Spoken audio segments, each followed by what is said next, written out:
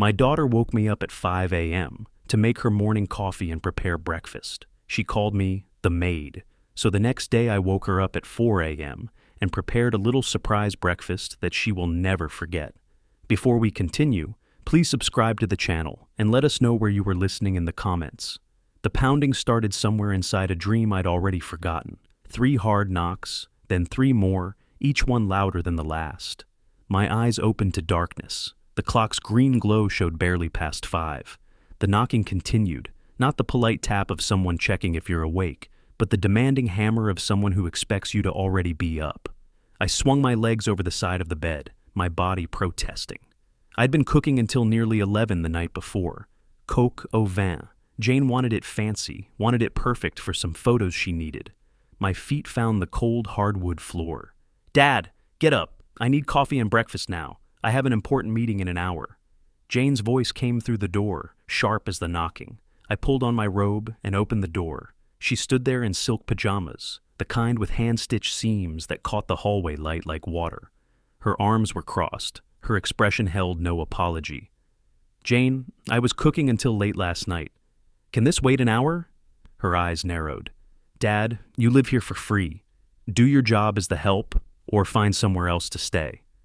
The words hung in the air between us. You live here for free. The help. I stood there, my hand still on the doorknob, trying to understand what I'd just heard. This house, the one I'd bought in 1997 with my first real commission check. The one I'd refinanced to help Jane through her divorce.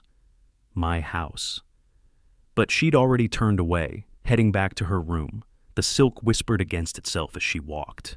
I descended the stairs, my hand trailing the banister I'd sanded and refinished myself 15 years ago. In the living room, Corey sprawled across the couch, phone screen casting blue light on his face.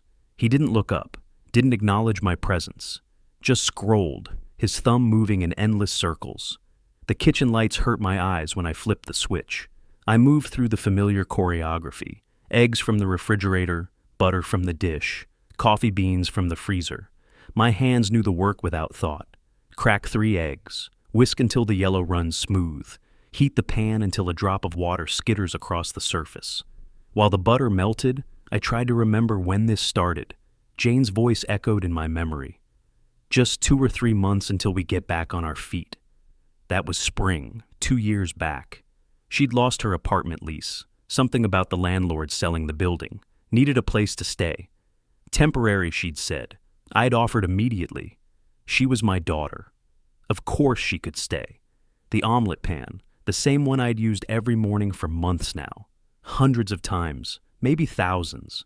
I'd stopped counting somewhere around the 6th month when thank you disappeared from Jane's vocabulary. I poured the eggs, watched them spread and bubble at the edges. Added mushrooms, cheese, fresh herbs from the garden I still maintained. Folded it perfectly.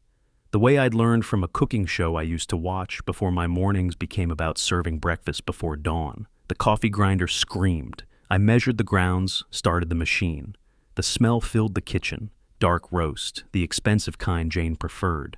I'd picked it up yesterday, along with the organic cream she liked, the one that cost twice as much as regular. I plated the omelet with the precision I'd learned selling cars for 35 years. Presentation matters. Details matter. The garnish arranged just so, the toast cut on the diagonal, the coffee poured into her favorite mug. Jane came down exactly 1 hour after she'd pounded on my door. She'd showered, dressed in what she called her professional casual, another outfit that cost more than my monthly grocery budget. She sat at the table, pulled out her laptop, and started typing before her fingers even touched the fork. I stood by the counter, watching. She took a bite, still typing, then another. Her eyes never left the screen, no acknowledgement, no thank you. Not even a glance in my direction. "The eggs are overcooked. Try harder next time." She said it without looking up, without pausing in her typing. Just stated it as fact, the way you might mention the weather. I walked back upstairs, my legs heavier than they had been on the way down. In my peripheral vision, Corey still lay on the couch, scrolling. Still hadn't spoken, still hadn't moved except for that endless thumb motion. When I reached my bedroom, I closed the door behind me. Not a slam, just a quiet click of the latch catching.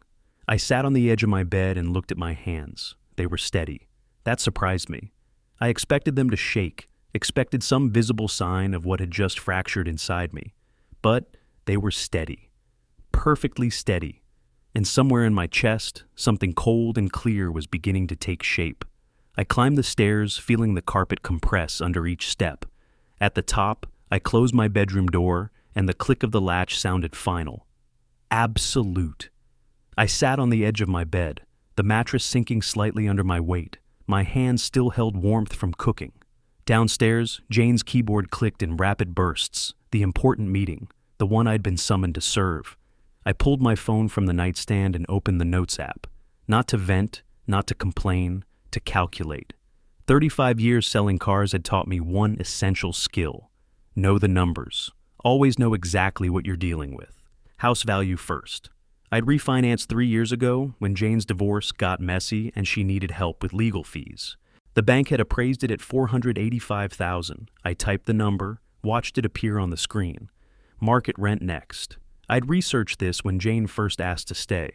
A house this size, in the Hawthorne district, close to downtown Portland. I'd seen comparable listings at $2,400 monthly, some higher. I was being conservative. I typed it in. Utilities, internet, water, gas, electric, garbage. I paid all of them, had for 2 years. Average monthly cost, $370. Another line in my notes, groceries. I did all the shopping, all the cooking, fed 3 adults, bought whatever Jane requested, organic this, specialty that. Averaged about $800 monthly. Another line. The math came easy. Addition I'd done thousands of times, calculating dealer costs and customer payments, profit margins and commission splits. $2,400 plus $370 plus $800. $3,570 monthly. Multiply by 24 months. $85,680. I stared at the number. Added property tax and insurance I'd continued paying, averaged annually, another $120 per month. Recalculated. $87,560. I set the phone down on my lap, picked it up again. The number hadn't changed. Jane's voice surfaced in my memory. Not from this morning, but from 2 years ago. Early spring, cherry blossoms were blooming in the park. She'd sat at my kitchen table, mascara smudged from crying. Just 2 or 3 months, Dad, until we get back on our feet. We really appreciate this. I remembered nodding, remembered saying, of course, take all the time you need. Remembered her hug, brief but genuine. That genuine hug had an expiration date I hadn't noticed. First week, she'd thank me for dinner. First month, she'd helped with dishes sometimes. 6th month, she'd started requesting specific meals. Can you make that salmon thing with the glaze? No, please. Just the expectation that I would. First year, she'd begun leaving her dirty dishes on the table for me to clear. Corey's too. I'd started finding their laundry in the bathroom, left for me to wash. Neither of them mentioned it. Neither of them asked. The tasks just appeared, and I performed them. Somewhere around month 15, Jane had started calling me from her room when she wanted something. Like I was staff. Like this wasn't my house, my kitchen, my washing machine. And this morning. Do your job as the help. I stood up from the bed and looked at my hands again. These hands had sold cars for 35 years. Hundreds of deals. Maybe thousands. I knew people. Knew how to read them. Knew when someone was negotiating in good faith and when they were just taking.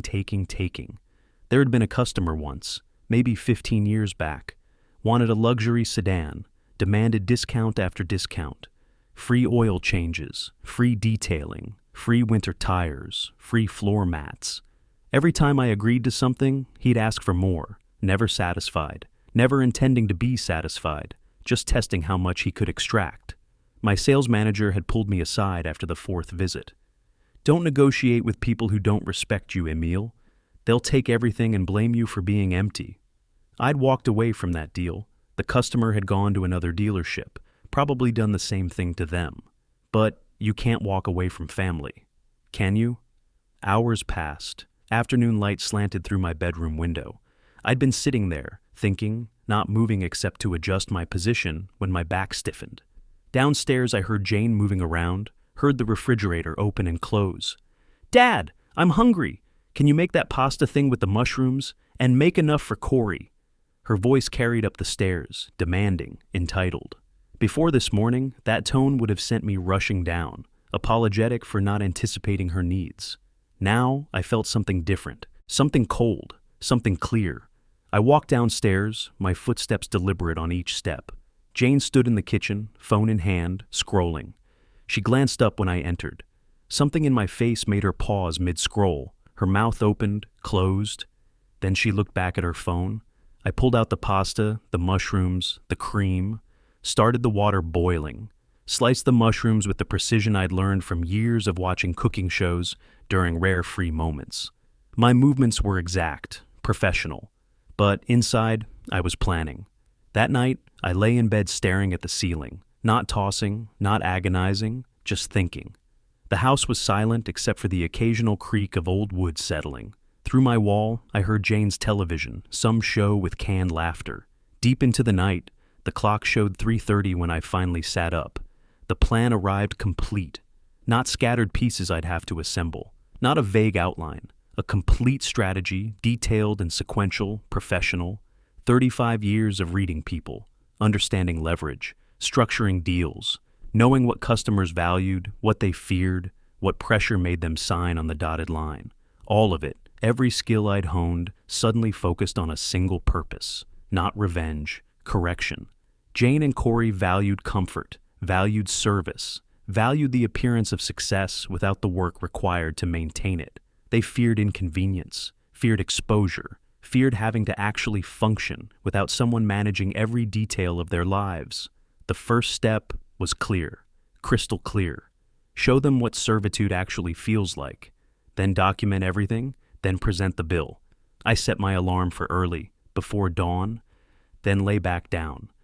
For the first time in 2 years, maybe longer, I fell asleep with purpose instead of exhaustion. The alarm pulled me from sleep hours before dawn. Not jarring, I'd set it expecting the sound. I dressed in the darkness, movements deliberate, almost ceremonial. Slacks, button-down shirt, the same presentation clothes I'd worn for important car sales. This was important. I stood outside Jane and Corey's bedroom door, my hand raised. Inside, faint snoring. The house held that deep silence that comes only in the hours most people never see. I knocked, hard. 3 times, then 3 more. The same demanding rhythm Jane had used on my door. Silence, then rustling, then footsteps. The door opened. Jane stood there, hair tangled, eyes struggling to focus. She wore an old t-shirt, the expensive silk pajamas discarded somewhere. Her mouth opened to speak. "Good morning, help! Time to get up. I need breakfast ready in 2 hours. Omelet, bacon, pancakes, fruit salad. Important meeting today." I kept my voice cheerful, energetic. The tone of someone who expects immediate compliance. Jane blinked. "Dad, what the... It's 4 in the morning. Have you lost your mind?" "You're absolutely right, daughter. This is my house. And if the homeowner gets to demand service from those living here for free, today I'm exercising that right. Kitchen, now." Behind her, Corey sat up in bed, confused, shirtless, squinting at me. I didn't acknowledge him, kept my eyes on Jane. Her face shifted through confusion, then outrage, then something like understanding. "You can't be serious." "Kitchen," I repeated. "Now. You said I live here for free. Actually, you live here for free. So today, you're the help." The shift was palpable. Jane realized I meant every word. She descended the stairs, each step reluctant. I followed, settled into the chair where she usually sat, where she scrolled her phone while I served her. The kitchen lights hurt her eyes. I watched her squint, fumble for the coffee beans. "Let's start with coffee," I said, my voice pleasant. "You know how I like it. Strong, hot, none of that weak stuff." Jane moved to the coffee maker, her hands clumsy with sleep. She measured the grounds, filled the water reservoir. The machine began its familiar gurgle. While it brewed, she stood there, arms crossed, staring at the counter. "Eggs next," I said. "Omelet, mushrooms and cheese, the way I make yours. And I'll need bacon, crispy, not burnt." She pulled eggs from the refrigerator, her movements sharp, angry, cracked them into a bowl, whisked harder than necessary, the fork scraping against ceramic. The coffee finished. She poured it, brought it to me. I took a sip, set it down. "Bitter, make it again." "The coffee is fine. Make it again." Jane's jaw clenched. She took the cup back, dumped it down the sink, started over. This time she added less grounds, probably thinking I wanted it weaker. When she brought it back, I tasted it and shook my head. Now it's too weak. Third time. Get it right. Her hands trembled as she took the cup. Behind her, Corey appeared in the doorway, wearing sweatpants, his face twisted with anger. What the hell is wrong with you? It's the middle of the night and you're... Your wife established the house rules, I said, not looking at him. The owner makes demands, the people living for free serve. I'm just following her system. Corey opened his mouth, closed it, looked at Jane, who was making her third pot of coffee, her shoulders rigid. He retreated to the living room. Dawn began breaking outside the kitchen window. Gray light filtered through, making everything look cold. Jane had finally delivered acceptable coffee and was now working on the omelet. I watched her hands shake as she poured the eggs into the pan. Where's the bacon? I asked for bacon. I'm doing the omelet first. I want them together, hot, fresh. Start over and do the bacon simultaneously. She abandoned the half-cooked omelet, grabbed the bacon package, started laying strips in another pan. The eggs in the first pan began burning. She scrambled to remove them, salvage something, but it was too late. Those eggs are ruined, I observed. Completely inedible. Would you serve that to someone important? Start over. This is insane! Start over. Time stretched, the kitchen filled with the smell of burnt eggs and overcooked bacon. Jane's face had gone from outrage to exhaustion, her eyes red-rimmed. She'd restarted the omelet 3 times now. Each time, something went wrong. Too much salt, torn when folding, undercooked in the center. Where's the fruit salad? I asked. I'm still waiting. She pulled fruit from the refrigerator. Strawberries, grapes, cantaloupe. Her hands fumbled with the knife, cutting chunks too large, too uneven. She dumped them in a bowl, shoved it toward me. Presentation matters, I said. This looks sloppy. Like you don't care about the person you're serving. Jane's voice cracked. Why are you doing this? Why are you being cruel?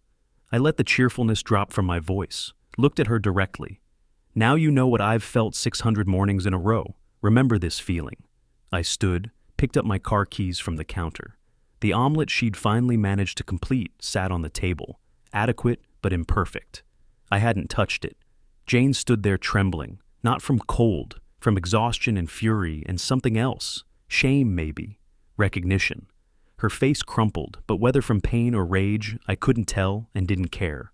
I walked to the front door, opened it. The early morning air was cold, clean. Behind me, Jane's voice rose, something between a scream and a sob, but I couldn't make out the words. I got into my car, settled into the seat, started the engine. The dashboard clock showed just past 7. 2 hours. The same 2 hours she'd demanded of me countless times. As I pulled out of the driveway, I glanced back. The kitchen light was still on. Jane's silhouette stood motionless at the window. I shifted into drive and headed toward downtown, toward the glass office building where Michael Stevens worked. The personal lesson was complete. Now came the professional strategy. The morning traffic was light. I reached downtown before 8, found parking in a garage beneath the building. The elevator carried me to the 3rd floor, smooth and silent. The law office occupied the entire floor. Glass doors, tasteful gray carpet. A reception desk, where a woman in her 30s typed without looking up. Emil Porter, I said. 8:30 appointment. She nodded, gestured to the leather chairs along the wall. I sat beneath framed degrees and certificates, the kind of professional display that tells clients they're in capable hands. A coffee machine burbled in the corner. I'd had enough coffee for one day. I'd scheduled this consultation 4 days ago, the afternoon after my late-night calculation session, before the mirror incident this morning, before I'd fully formed the plan. I knew I'd need legal structure, professional guidance. 35 years in car sales taught me that emotion loses negotiations, documentation and leverage win them. A door opened. A man in his 40s appeared, wearing a pressed shirt but no tie, professional but not pretentious. Mr. Porter? I stood, followed him into his office. The room was efficient, desk stacked with organized files, window overlooking the city, law books lining one wall.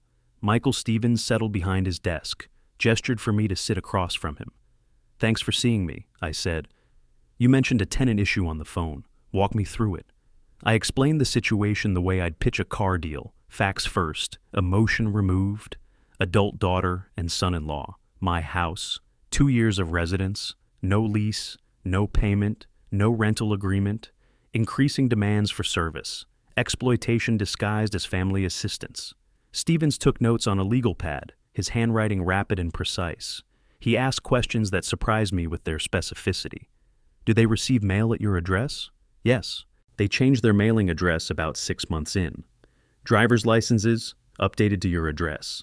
Yes. Do they have keys to the house? Of course. I gave them keys when they moved in. Each yes made Stevens nod, not with approval, but with recognition. These details mattered in ways I was only beginning to understand. He set down his pen. Even without a lease, they've established legal residency. Oregon tenant law is very protective of occupants' rights. You can't change the locks or remove their belongings. That's illegal eviction, and they could sue you. I absorbed this. So, in my own house, I'm legally powerless to remove people who aren't paying and aren't welcome? Not powerless, but you must follow process, written notice. 30 days minimum in Oregon. If they refuse to leave after notice expires, you file for formal eviction through court. There's a hearing. If the judge rules in your favor, sheriff's deputies enforce the eviction. Timeline: 2 to 3 months minimum, possibly longer if they contest. Cost: court filing fees run a few hundred. My fees depend on complexity, but typical eviction representation starts around $2,000. Could go higher if they fight hard. I nodded slowly. I'd expected difficulty, but this was more complex than I'd imagined. More expensive, more time-consuming. Stevens continued, his voice level. They could file harassment claims, try to get a restraining order preventing you from entering parts of your own house. They could claim you're creating a hostile environment. Adult children in these situations often weaponize family sympathy. What do I need to do? Document everything, video evidence of you performing household tasks while they issue orders. That establishes exploitation pattern. Written logs of all expenses you cover. Photographs of property condition in case they damage anything. Records of any threats or aggressive behavior. He leaned forward. I recommend installing a video doorbell. Creates timestamp records proving residency patterns and your consistent presence as homeowner. Also protects you if they claim you're never there, or that you've abandoned the property. I thought about the Ring doorbell I'd seen advertised. How much? Basic model runs about $180. Installation yourself is easy. Start recording today. Stevens turned to his computer, began typing.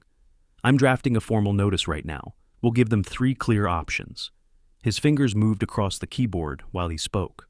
Option 1, sign a rental lease at $1,800 monthly. That includes utilities and shared household expenses, below market rate for your neighborhood, which demonstrates your reasonableness. Option 2, purchase half ownership of the house, based on current value, approximately $240,000. Puts them on the deed, makes them legally responsible for property taxes and maintenance. Most won't have that kind of capital, but offering it shows good faith. And option 3, vacate within 30 days. He paused, looked up from the screen. There's also what we call cash for keys. You offer them money to leave voluntarily, typically a few thousand. Avoids court battle, saves legal fees and months of stress, usually cheaper in the long run. I consider this pragmatically. A few thousand now versus months of attorney fees and emotional warfare. How much usually works? Depends on the situation. 3 to 5,000 is common. Some people go higher to speed things up. Stevens printed the document, handed it across the desk. The language was formal, precise, emotionless. 3 options, each explained clearly. 30-day deadline. Signature lines at the bottom. When you deliver this, Stevens said, expect escalation. Adult children often claim elder abuse, turn other family members against the parent, post on social media painting themselves as victims. Call police with false complaints. You need to protect yourself. How? Never be alone with them during confrontations. Have a witness present, friend, neighbor, even hire someone if necessary. Record all interactions. Oregon is one-party consent for recording, meaning you can record conversations without their knowledge. Maintain calm demeanor at all times. Your emotional outbursts help their case, not yours. Secure important documents, valuables, anything they could destroy or steal. People get destructive when cornered. He studied my face. Do you have backup housing if this gets ugly? Somewhere safe to stay? I hadn't considered that. I assumed I'd stay in my own house. Stevens shook his head. Sometimes tactical retreat is strategic. If things get violent or if they're damaging property, better to leave temporarily and let the legal process work. Don't give them ammunition by staying in a toxic environment. I folded the notice, slipped it into my jacket pocket. The paper felt heavier than it should. First step? I asked. Deliver the notice today. Their response tells us how hard this fight will be. Keep a copy for yourself. Have them sign acknowledging receipt if possible. Then we wait 30 days. If they don't choose an option, we file for eviction. I stood, shook his hand. Professional, firm. The handshake of two men who understood this was business, not family drama. One more thing, Stevens said. When they refuse, and they probably will, don't react emotionally. Don't argue. Just document their refusal and let me handle the rest. I left his office, rode the elevator down, walked through the parking garage to my car. The envelope with the formal notice sat in my jacket pocket. The weight of it felt like a loaded weapon. I sat in the driver's seat, engine off, holding the envelope. Outside, the city moved around me, people heading to work, traffic building, morning advancing. I knew what came next. Drive home, present the options, watch Jane and Corey react. The mirror lesson had been personal. This was legal, professional. The real war was about to begin. The following weeks transformed me into a documentarian of my own exploitation. The Ring doorbell, mounted beside my front door with 4 simple screws, became my silent witness. Every time Jane called from upstairs, every time Corey left dishes for me to clear, the camera recorded. My phone accumulated 47 videos. Each one showed the same pattern, them commanding, me complying. 2 weeks after meeting Stevens, I drove to a notary's office downtown. The woman behind the desk watched me sign 3 copies of the formal notice, pressed her seal into each one, added her signature. The embossed mark made it official, legal, binding. The sealed envelope sat on my passenger seat during the drive home. Spring afternoon light slanted through the windshield. Cherry blossoms lined the street, their petals scattered across sidewalks like confetti for a celebration no one was having. I entered my house. Jane sat at the dining table, laptop open, typing. Corey occupied the couch, phone glowing in his hands. Neither looked up. This was normal to them, me coming and going, invisible, irrelevant except when they needed something. I walked to the dining table and placed the envelope directly in front of Jane's keyboard. This is a formal 30-day notice regarding your residency in this property. Jane looked up, her expression shifting from irritation at the interruption to confusion. What? It's a legal document prepared by my attorney. You need to read it now, both of you. Corey finally paid attention, sitting up, setting his phone aside. Jane picked up the envelope, her fingers tearing the seal with more force than necessary. She unfolded the paper, her eyes scanned the text. I watched her face change, confusion becoming comprehension, becoming shock, becoming fury. You're evicting us? You're actually throwing your own daughter onto the street? My voice stayed level. Professional. I'm providing 3 options. Option 1, sign a rental lease. $1,800 monthly plus half the utilities. That's below market rate for this neighborhood. Jane's laugh was harsh, sharp. We can't afford that. Option 2, purchase 50% ownership of the house, $242,500. That makes you a co-owner, responsible for taxes and maintenance. Corey stood now, his body language aggressive, shoulders squared. That's insane. Where would we get that kind of money? I looked at him directly. Option 3, find alternative housing within 30 days.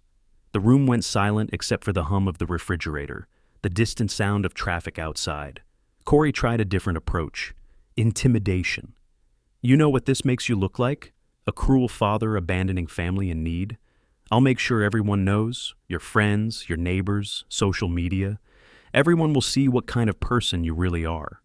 I reached for my phone, opened the folder where the videos lived, turned the screen toward them. 47 thumbnails, each one showing them in my house, treating me like staff. I have 47 video recordings, you ordering me around, you calling me the help, you treating me like a servant in my own house. Tell whoever you want, I'll show them these. Jane stared at the phone screen. Her face lost color. She hadn't known, hadn't suspected I was documenting anything. She tried another tactic, her voice softened, tears beginning to form. Dad, we're family. You're really going to choose property over your own daughter? I felt it, the pull of decades being her father, the instinct to comfort, to fix, to sacrifice. But then I remembered that word, help. The 600 mornings, the exhaustion and exploitation dressed up as family obligation. I'm choosing dignity over being exploited. There's a difference. The notice is served, 30 days. If you're still here after that, I file with the court. Your choice. I picked up my copy of the notice and walked toward my bedroom. Behind me, Jane's voice followed, cold now, the tears gone. You'll regret this. I closed my bedroom door, sat on my bed, listened to their voices through the wall, muffled, angry, planning something. Let them plan. I'd followed every legal requirement. Stevens had made sure of that. The days that followed transformed the house into hostile territory.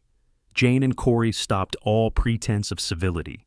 They didn't speak to me except in clipped, necessary exchanges. Move.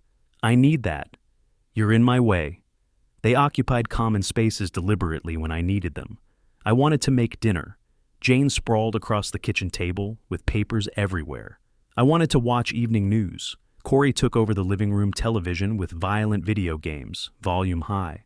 Jane cooked elaborate meals, pasta with expensive ingredients, roasted chicken, homemade desserts, and left the kitchen destroyed. Pots on the stove, pans on the counter, flour dusting every surface. She'd cook, eat, leave, walk past me without acknowledgement while I stared at the mess.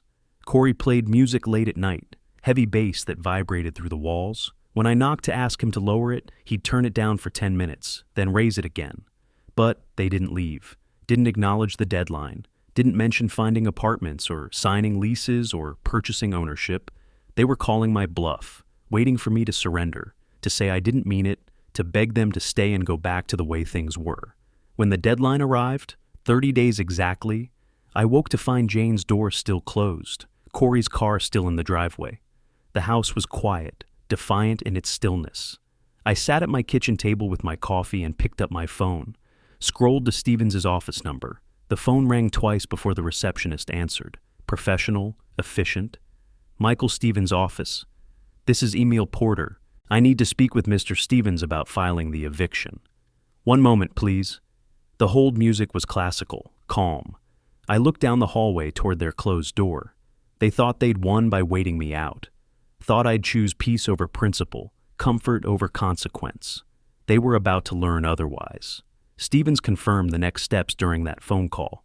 The deadline had passed. Time for enforcement. Not illegal eviction, but strategic pressure. Legal pressure. The kind that forces adults to behave like adults.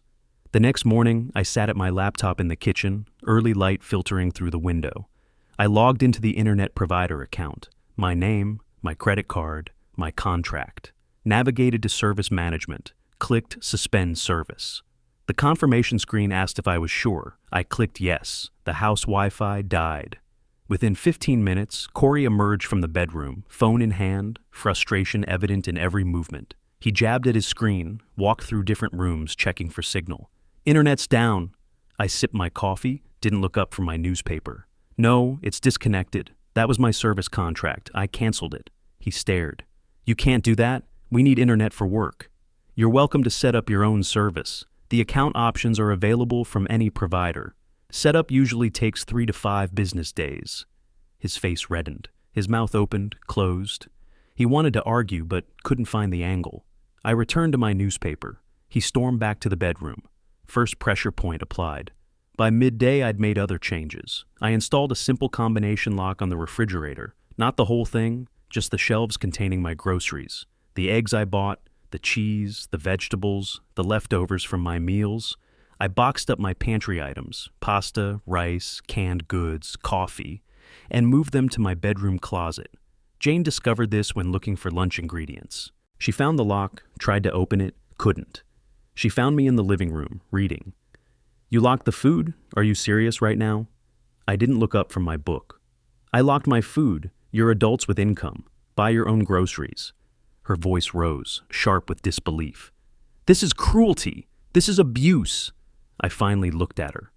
This is self-service. I'm not your cook or your provider anymore. You have jobs. You can feed yourselves. She opened her mouth to respond, but I'd already returned to my book. After a moment, she stormed away. That evening, I noticed the dirty dishes they left, their plates, their cups, their utensils scattered across the counter. I didn't touch them, didn't clean, didn't enable. As the first week passed, I drove to the Multnomah County Courthouse downtown. The building was imposing, stone steps, columns, the weight of law and order made physical, security screening, metal detector, my keys and phone in a plastic bin. I found the appropriate office on the second floor, clerk's window, forms on clipboards. I filled out the eviction paperwork. Fed, they called it. Forcible entry and detainer. The language was formal, impersonal, exactly what this situation needed. The clerk processed my filing fee. $121. She stamped the documents with practiced efficiency, provided me with a case number, explained the timeline. The court would schedule a hearing within 3 to 4 weeks. Jane and Corey would receive official service of the notice. A process server would deliver it personally. I took the receipt, folded it carefully, slipped it into my wallet. This was now public record, a court case. Case number 25CV-16847. Real, undeniable. When I returned home, Corey was in the kitchen, scrolling through his phone, eating takeout from a restaurant container. I didn't mention the filing. Let them discover it when the server knocked on the door. The next morning, I found my favorite mug shattered on the kitchen floor. Ceramic fragments spread across the tile. The mug had been a gift from my late wife, 20 years old. The design faded from countless washes, but irreplaceable. Corey stood nearby, phone out, pretending to text. "Oh, sorry, accident." His tone wasn't apologetic. It was smug, satisfied. My chest tightened. That mug was the one I'd used every morning for 2 decades. But I didn't react emotionally, didn't give him the satisfaction. I took out my phone, photographed the shattered pieces from multiple angles. Then I opened the Ring app, scrolled through the doorbell's recorded footage. There, time-stamped from 10 minutes ago. Corey walking to the counter, looking at the mug, deliberately sweeping it off with his hand. No accident. Pure spite. I saved the clip, looked up at him. "I have video of you deliberately breaking my property. I'm adding this to the court filing as evidence of destructive behavior." His smugness evaporated. He hadn't thought about the cameras. Late that week, my phone rang. Caller ID showed Linda, my late wife's sister, Jane's aunt. The woman who'd helped raise Jane after her mother died. Her voice was careful, measured. "Emile, Jane called me. She's very upset. She says you're trying to make them homeless." I'd anticipated this move. Jane recruiting family, weaponizing sympathy. "I understand she's upset. Would you like to hear my side? I'd like to come by tomorrow, see the situation myself. Tomorrow afternoon works. I'll be here." The next day, Linda arrived precisely at 2. She hugged Jane, listened to her tearful explanation. Cruel father, sudden eviction, nowhere to go, no warning. Jane performed well, tears streaming, voice breaking at strategic moments. "Can I speak with Emile privately?" Linda asked.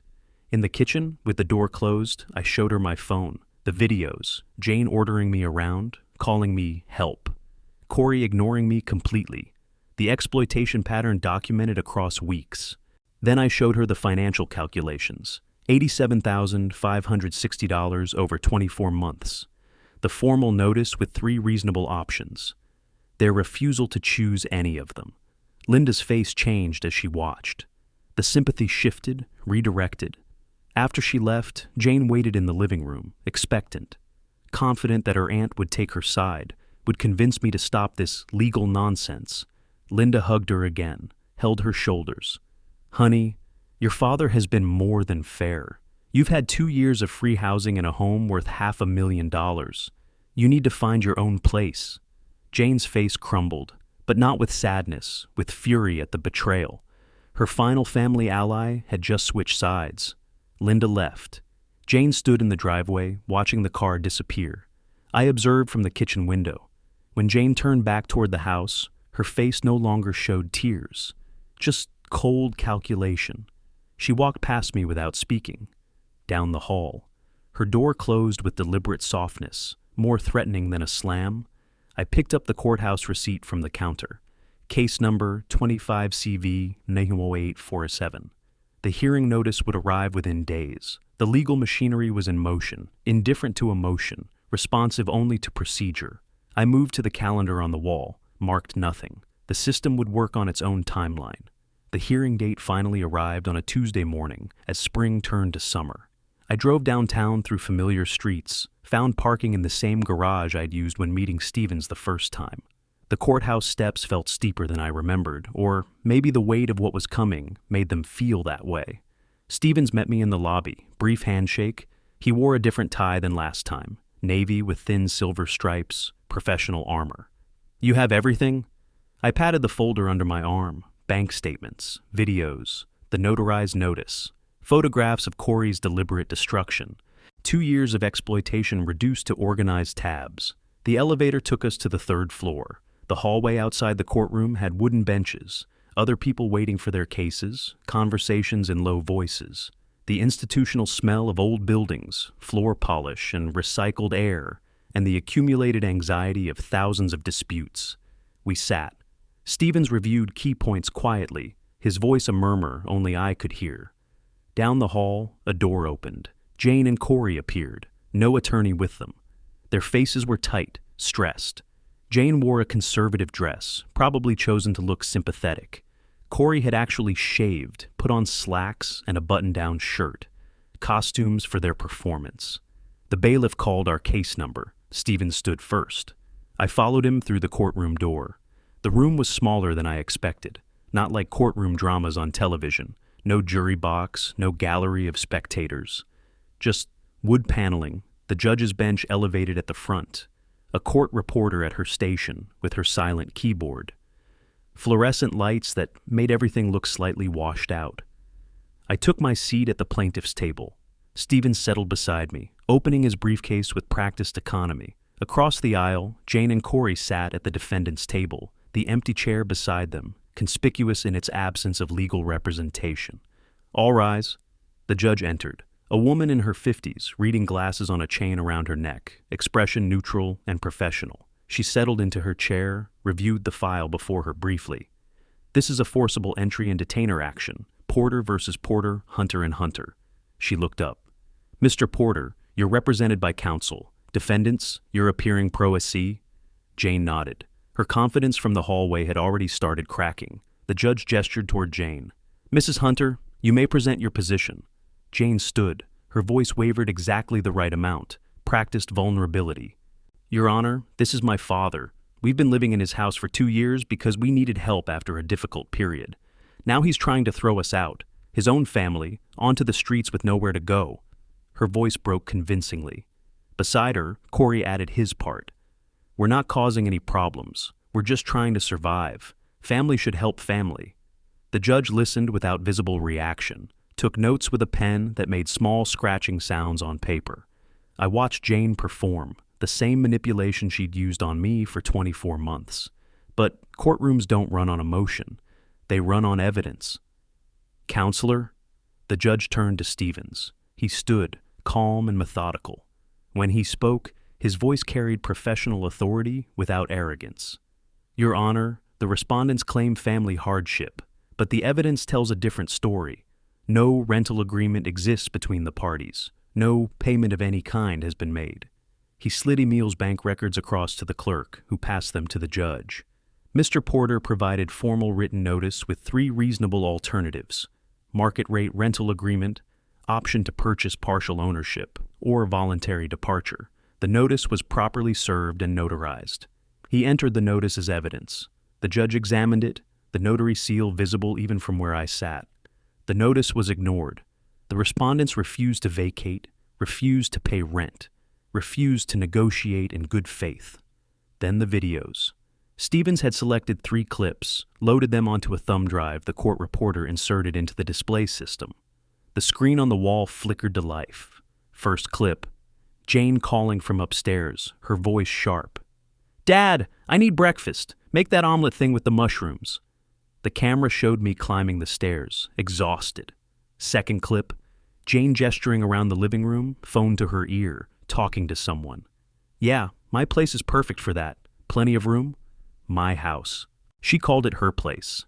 Third clip, me serving dinner. Corey sprawled on the couch, not acknowledging me, not saying thank you, just taking the plate and returning his attention to his phone. The judge watched. Her expression shifted subtly, not dramatic, but present. She saw what I'd lived. Stevens continued. The Ring doorbell footage. Corey approaching the counter, looking at my late wife's mug, deliberately sweeping it to the floor. The ceramic shattering, his satisfied expression as he walked away. The respondents have damaged Mr. Porter's property and created a hostile living environment. Stevens presented the financial calculation. Over 24 months, Mr. Porter has provided free housing, utilities, and food totaling $87,560. The respondents have contributed nothing and refused reasonable options to regularize their occupancy. The judge removed her glasses, looked directly at Jane and Corey. The court finds clear establishment of residency without legal agreement, no payment of rent or contribution to household expenses, and willful refusal to vacate after proper notice was given. Her voice was firm, authoritative. Mr. Porter has demonstrated extraordinary patience and more than reasonable accommodation.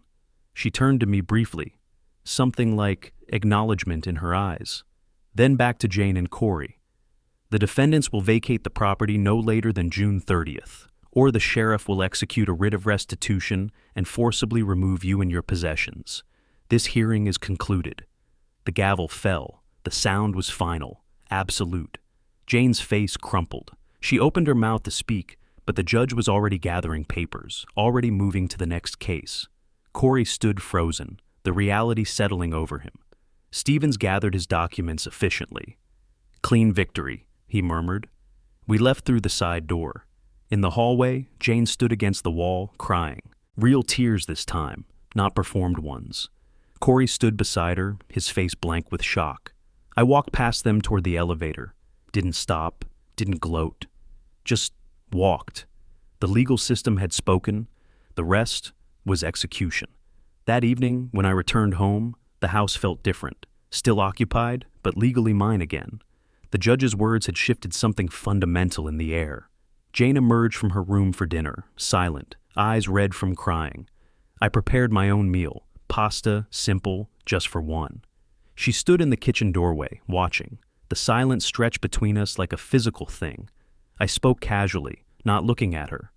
"I met with my estate attorney last week, updating my will." Jane's head snapped up. "After a lot of thought, I've decided the house will go to the Homeless Shelter Foundation when I die. They do good work, people who truly need help." Jane went pale. "What?" I looked at her then. "You know, after you called me the help, I realized money is better given to people who actually need it, not people who demand it as entitlement." Her voice came out barely a whisper. "You're cutting me out completely?" I shrugged, returned to stirring my pasta. "I'm giving it to people who will appreciate it. You made it clear you just wanted the asset, not a relationship." Her face showed the calculation crumbling. She'd endured all this, the notice, the court, the humiliation, partly counting on the inheritance. The house would eventually be hers. She could wait me out. Now, even that was gone. The deadline approached like weather, inevitable, visible from a distance, growing closer each day. 5 days remained before the sheriff's scheduled arrival. Since the court ruling, the house had existed in limbo. Jane and Corey moved between denial and frantic apartment searching, making calls, scrolling rental listings, finding nothing they could afford in their suddenly compressed timeline. I observed their panic with detachment. I'd arranged one final option, the cash for keys Stevens had mentioned months ago in his office. Not generosity, pragmatism. $8,000 to end this cleanly was cheaper than sheriff eviction, potential property damage during forced removal, the spectacle of their belongings on my lawn for neighbors to witness. The envelope sat on the coffee table. Inside, a check and a one-page release agreement. I called them into the living room. They sat on the couch, wary. Jane's eyes went to the envelope immediately. I kept my tone businesslike. "I have a final offer, $8,000 for you to vacate peacefully by the deadline. You leave the house clean, no damage, and sign this document waiving any future claims against me or the property." I slid the envelope across the table. Corey opened it. His eyes scanned the check, the legal language below. Jane stared at the number written in my careful handwriting. $8,000? Her voice rose with disbelief. This house is worth $500,000. You're offering us $8,000? I nodded. The house is mine. $8,000 covers first month's rent and deposit on a new place. It's assistance, not compensation. Corey recovered some composure, trying to negotiate. Make it $20,000 and we'll go tomorrow. Clean break, no problems. $8,000, that's the offer. Jane's voice sharpened. You have all this money, all this property, and you'll only give us $8,000? We're your family. Family doesn't call each other the help. Family doesn't exploit each other for 2 years while contributing nothing. $8,000 is more than generous, given you owe me over $87,000. This isn't negotiable. Corey's jaw tightened. He exchanged a look with Jane. She was calculating. I could see it in the way her eyes moved, the slight tension around her mouth. They wanted more. They always wanted more. But time and options were running out. Jane played her final card. Her voice hardened, the victim performance abandoned. Fine. Refuse to help your own daughter. I'll make sure everyone knows. Social media, the neighbors, everyone will know what kind of father you are. Abandoning family, choosing money over blood. She'd threatened this before. But now desperation leaked through the threat, making it less effective, more hollow. I reached for my phone, opened the video folder, turned the screen toward them. 63 videos now, you ordering me around, calling me a servant, treating me like property. Post whatever you want. I'll post these. Who do you think people will sympathize with? The elderly father exploited in his own home, or the adult daughter who freeloaded for 2 years? The videos played in sequence on the small screen, their voices, their faces, their entitled demands preserved in digital clarity. Jane stared at the screen, her final weapon neutralized. Corey looked at the check, at Jane, calculating odds. He was the pragmatist. 8,000 was better than zero, better than the sheriff's arrival, the public humiliation, starting from nothing. But Jane's pride was wounded, bleeding. Keep your money. She stood, her movement abrupt. We don't need your charity. She walked toward her bedroom. Corey hesitated a moment, looking at the check on the table, then followed her. I didn't call them back, didn't try to convince them. I returned the envelope to my desk drawer. They'd chosen pride over pragmatism. The sheriff would execute the eviction order exactly as scheduled. I texted Stevens. They declined the offer, proceed with writ execution. His response arrived within minutes. Confirmed. Sheriff scheduled for the 30th, 9 a.m. The remaining days crawled by in cold silence. The house held its breath. I noticed increasing activity. Boxes appearing in the hallway, closet doors standing open, drawers emptied of their contents. Jane and Corey were packing, but slowly, grudgingly, as if moving in slow motion could delay the inevitable. The night before the sheriff's arrival, I lay in bed listening to movement downstairs. Footsteps. The sounds of hasty packing suddenly accelerated, drawers opening and closing. Voices, Jane's urgent and muffled, Corey responding in sharp whispers. A door slammed, then silence, then more footsteps. I got up, moved to my bedroom window. Their car sat in the driveway, trunk open, boxes and bags crammed into the back seat. As I watched, Corey emerged from the house carrying more. A lamp, a garbage bag stuffed with what looked like clothes. More trips followed. Jane appeared with hangers of dresses. Corey with a monitor and computer tower. They moved with frantic efficiency, loading everything that would fit. Near midnight, the sounds finally stopped. I waited, listening. The house had gone still. I got up again, checked. Their bedroom door stood open. I looked inside. The room was empty, bed stripped, closet open and bare, drawers pulled out and abandoned. They'd taken the essentials, clothes, electronics, personal items. Left behind the furniture, some boxes still packed, the detritus of their 2-year occupation. They'd left in darkness, avoiding the morning, avoiding the shame of sheriff's deputies executing an eviction order, the neighbors watching, the public nature of legal consequences. The house was mine again. Finally, completely. I returned to bed but didn't sleep immediately. Lay there in the silence, the unfamiliar peace of an empty house. No tension in the air, no hostile presence down the hall, just space. My space. When dawn came, I got up and made coffee. Just 1 cup. stood in the kitchen watching light filter through the window. The calendar on the wall showed June 30th circled in red. Today. The day the sheriff would have arrived. I heard a vehicle outside, looked through the window, their car returning. Jane got out, moved quickly toward the house, not looking up, coming back for another load. The departure was happening in stages, messy and incomplete. I went downstairs to make breakfast. Behind me, I heard the front door open. Footsteps in the hallway. Jane had come back inside. We were in the house together, this liminal moment between occupation and departure. She in the hallway gathering the last of her belongings. Me in the kitchen making eggs for one. Neither of us spoke. The silence held everything. 2 years of accumulated grievance, the dissolution of family pretense, the raw economics of property and law. She would leave. I would stay. It was almost finished. The morning the sheriff was scheduled to arrive, I lay awake in my bed, listening to movement downstairs. I hadn't slept well. Too much noise through the night. Too much awareness that this was the final day, the end of months of calculated pressure and legal maneuvering. As dawn broke, pale light filtered through my window. The sounds continued. Footsteps, the scrape of boxes being shifted, car doors opening and closing. They were still loading. The sheriff was scheduled to arrive in a few hours, but it appeared they'd be gone before that happened. I sat up, considered going down to make coffee, decided to wait until they finished leaving. Then I heard something different. A sharp cry, a crash, then terrible silence. I moved fast. Downstairs before conscious thought, pure instinct, pure adrenaline carrying me. The scene registered in fragments. Jane on the floor at the base of the staircase, boxes scattered around her, one corner dented where it had hit the wall. She was on her side, her leg twisted at a wrong angle, blood running from a cut on her forehead where she'd struck the edge of the bottom step. Her eyes were open but unfocused, trying to orient herself.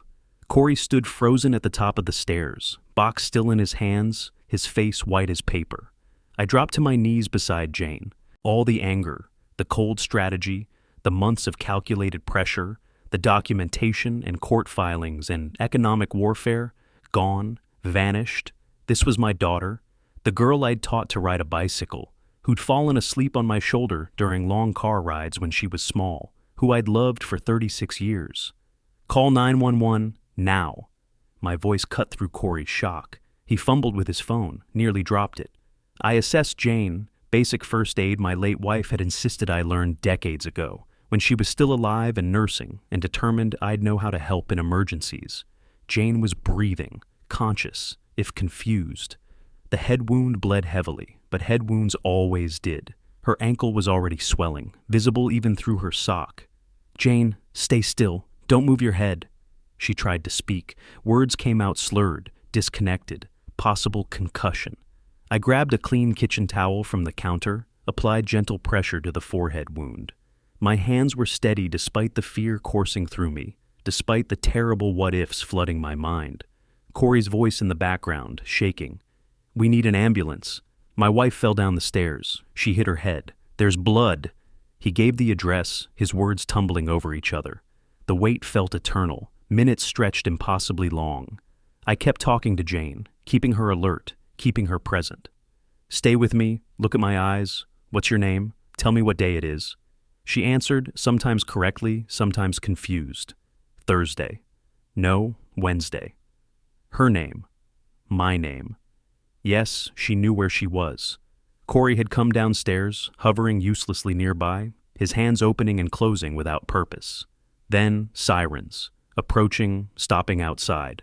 I opened the front door before they could knock. 2 paramedics entered with equipment, professional and swift. I stepped back, let them work. They assessed her quickly. Probable sprained ankle, laceration to forehead requiring stitches, possible mild concussion, need to transport for evaluation and imaging to rule out fracture or more serious head trauma. They stabilized her neck as precaution, loaded her onto a stretcher with practiced efficiency. Jane's eyes found mine as they lifted her. She looked terrified and small, nothing like the woman who'd called me the help months ago.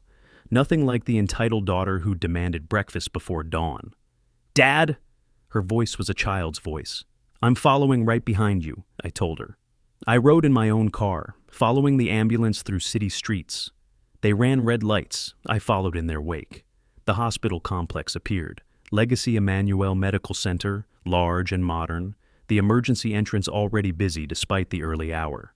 I parked in the visitor lot, hurried inside. The ER waiting area. Plastic chairs, outdated magazines scattered across small tables. The smell of antiseptic and anxiety thick in the recycled air. Corey arrived moments later, having locked the house. We sat without speaking, two men who'd been adversaries now united in worry. A nurse eventually called us back. Jane was in an examination room, awake, being evaluated. The doctor was young, efficient, explaining in clear terms. Definitely sprained ankle, definitely concussion, mild, thankfully. 5 stitches for the forehead laceration.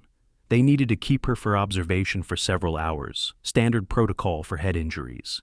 She was lucky, no fracture, no severe trauma. The bill would be substantial. The ambulance alone would run over $1,000, but that didn't matter. They let me see her. Jane lay in the hospital bed, white bandage stark against her forehead, ankle wrapped and elevated, IV in her arm delivering fluids. She looked at me when I entered, and tears started. Not angry tears, not manipulative tears. Something else entirely. Shame, recognition, understanding. Dad, Her voice broke. I sat in the chair beside the bed, reached for her hand without thinking, without planning. She was my daughter, and she'd been hurt, and that was all that mattered in this moment. Everything else, the eviction, the court case, the 2 years of exploitation, receded to background noise. She gripped my hand like she was drowning. I'm sorry. I'm so sorry. The words tumbled out between tears. I treated you horribly. I was awful. I was so awful to you. My throat tightened. I squeezed her hand. Corey stood in the doorway, and for the first time in 2 years, he looked genuinely human, scared, ashamed, present. Jane's tears slowed. Corey stepped further into the room instead of hovering at the threshold. The IV drip counted seconds with soft clicks. Hospital sounds filtered through the door, distant voices, equipment beeping, footsteps passing. Jane's voice came quieter now, tired from crying and medication and fear. When can I go home? I realized she didn't have a clear home anymore. They were being evicted today. Their belongings were half loaded in their car. They had nowhere to go.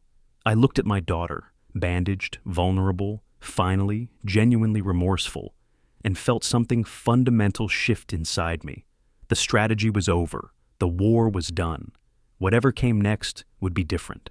By afternoon, the doctor cleared Jane for release. After several hours of observation, her vitals remained stable. Her confusion had cleared, the concussion symptoms mild enough for home care. The discharge nurse provided instructions.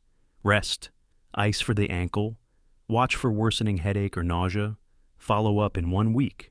She wheeled Jane to the exit, hospital policy, even though Jane could hobble with help. I brought my car to the pickup area.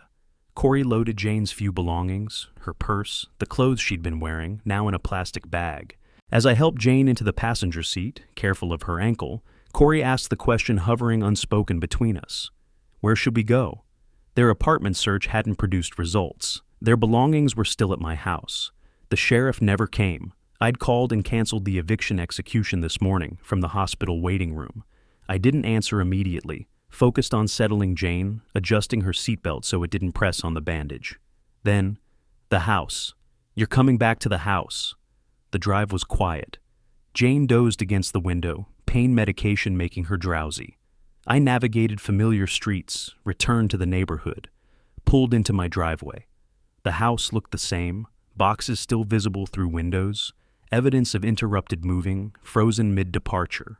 I helped Jane inside, Corey supporting her other side. We settled her on the living room couch, pillows under her ankle, blanket across her lap. I brought ice wrapped in a towel for the swelling. Once Jane was situated, Corey started to speak, probably to ask about logistics, about how long this arrangement would last. But I raised a hand. 2 weeks, no charge, while Jane recovers. After that, we'll discuss what comes next. Corey's expression showed relief and uncertainty mixed together. Jane, half asleep, murmured something that might have been, "Thank you." In the days that followed, the house settled into strange new rhythms, quieter, more respectful.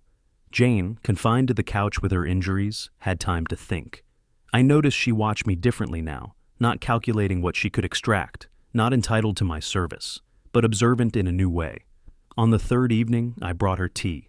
She was sitting up, bandage changed to a smaller one, ankle less swollen than before. "Dad, sit with me?" I settled in the armchair. Jane's voice was quiet, careful. "After Mom died, I felt like the world owed me something, like I deserved compensation for the loss. And you were there, and you were kind, and I just took advantage, made you the target for everything I was angry about." Corey joined us. He sat on the floor near the couch, an unconsciously submissive position, nothing like his previous sprawling entitlement across my furniture. "I got comfortable," he admitted. "Everything was easy, free. I stopped trying, stopped being a real adult. I let it make me worse." I listened without interrupting. This was what I'd wanted, not just for them to leave, but to understand what they'd done. Jane continued, her voice thick with emotion. "You weren't cruel, Dad. You showed me what I was doing to you. That early morning, making me serve you breakfast, I finally felt what you felt every day for 2 years. Being powerless, being used." Her voice cracked. "I'm ashamed. I'm so ashamed of who I became." My response was measured, not angry. "I love you, Jane. I've loved you since the moment you were born. But love doesn't mean accepting exploitation. Love doesn't mean letting someone treat you like property." I paused, choosing words carefully. "You called me the help in my own house.